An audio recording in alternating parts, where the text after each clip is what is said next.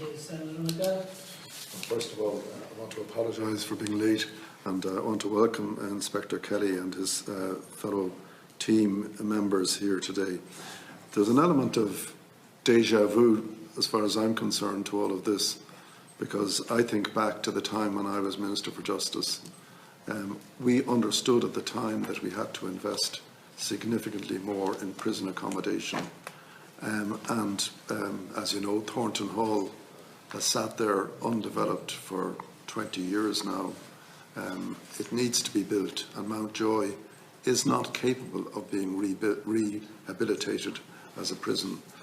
That's my first point to ask you. Would you agree that we should go ahead with the Thornton Hall project, because it has all the infrastructure now laid out to it, separate access, separate services and the like?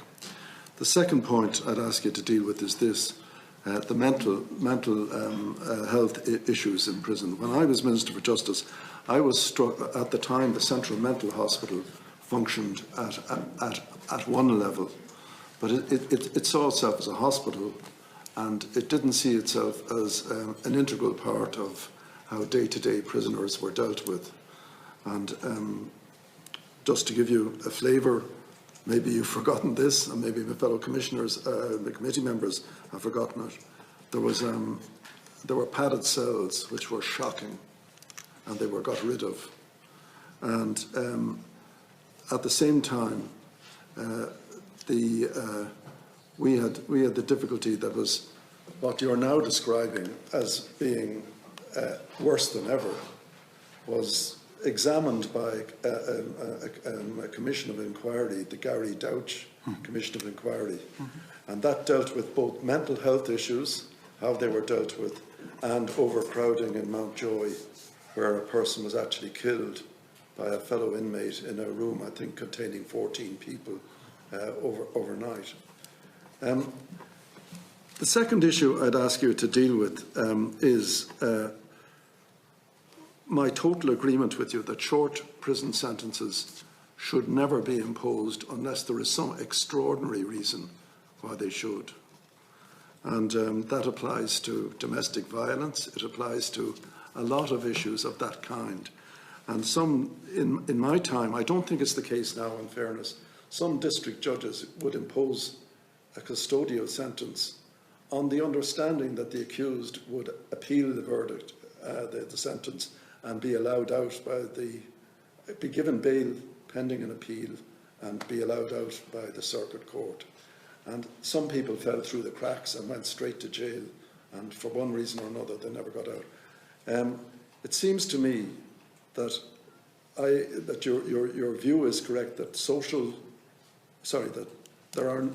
the consequences of imprisonment are so shocking in terms of young men in particular, who are most likely to get a short sentence, that everything must be done to avoid that unless it is absolutely necessary. It must be the penalty of last resort. The third point is, we have a bail system in Ireland which, despite the referendum, is very liberal by comparison to, say, the United Kingdom or Northern Ireland. And one of the consequences of that is that the amount of people on remand is huge, because we have one of the slowest common law criminal processes. I mean, I'm conscious of the fact that in England, people have been convicted and imprisoned for murder. A policeman was, within 9 months of his alleged offence, sentenced to life. In recent times, an Irish citizen in Boston was tried twice since last St. Patrick's Day by the American system. And I believe that there has been a conspiracy of silence. I don't want to put it more strongly than that, but an underlying attitude of relaxation, that it's all right to have a situation where somebody accused of a serious offence is left on remand for a trial in 2 years' time, that that's somehow acceptable, or 3 years' time. And that cannot be, that must be a factor in the situation that you're referring to. And the last thing I just want to say is, when I was Minister, well, first of all, I believe that there's no possibility of rehabilitation if drugs are rife in prison for a lot of prisoners. And one of the plans for Thornton Hall was that there would be drug-free areas and mandatory drug testing for prisoners in those areas, so that those who wanted to get off drugs could get off drugs and be in a different and lighter regime. Would you comment on all of those points?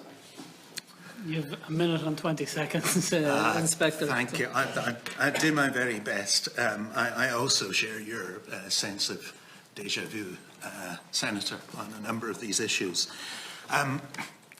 There's absolutely no doubt that there was a need years ago to look at the future capacity of the prison system. And that didn't happen in an effective way, and we are where we are today. And I don't dispute that there may be a need for some additional capacity while the bigger systemic issues are being looked at. We have, I think, a slightly different view in relation to Thornton Hall, my major reservation being that the original plan was for a very large prison, and very often very large prisons have great difficulty delivering the kinds of rehabilitative outcomes that smaller places can. So I'm not in a position to sort of... It was to be divided into units, yes, of a different kind. Yeah. Yes.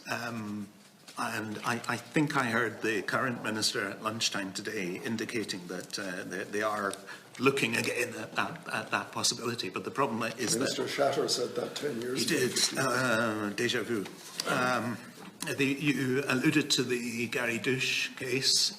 Unfortunately, it is our view. I carefully read Gráinne McMorrow's report at the time that the lessons of that case had not been learned. My colleague, who's the lead inspector on deaths in custody, has encountered a number of cases in which prisoners have died at the hands of other prisoners because inappropriate risk assessment processes took place when they were first admitted. We agree in relation to short prison sentences, especially also in a context in terms of the expenditure of public funds, in which the Director General of the IPS recently told the Public Accounts Committee of this House that it now costs close to €99,000 a year to keep a prisoner in prison. And finally, on the question of bail, this for me also signals the need to look in a cohesive way at the operation of the criminal justice system as a whole. You can go to the district court in Cloverhill and you can find people who are being bailed by the court but are still being transferred to the prison for their bail application to be processed because it isn't currently done by the court service. It's another example of the added value that the inspection of places of detention bill will bring, because in addition to giving my office a mandate to inspect guard custody and prisoner transport, it will also include a mandate in relation to court holding facilities. And my colleagues from the OPCAT team who are here today as well, and I will be beginning work with the court service this year to look at these interstitial issues. So I think you're absolutely correct to point to that. Okay, thank you. Just before I open